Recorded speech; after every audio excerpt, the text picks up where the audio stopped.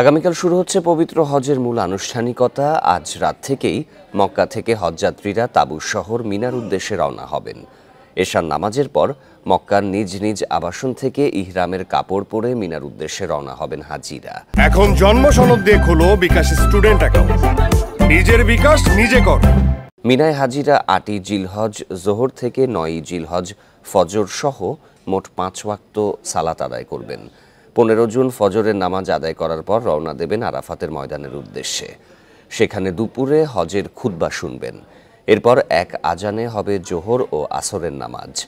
সূর্যাস্তের পর হজযাত্রীরা যাত্রা করবেন মুজদালিফার পথে। সেখানে আবারও এক আজানে আদায় করবেন মাগরিব ও এশার নামাজ।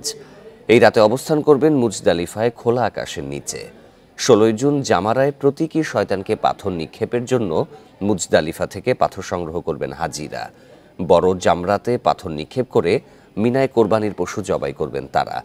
কোরবানির পরপরই মাথা মুন্ডন করে হজের ইহরাম ত্যাগ করবেন হাজিরা। এবার বিশ্বের ১৮০টিরও বেশি দেশের প্রায় ২০ লাখ মুসল্লি হজ পালন করবেন।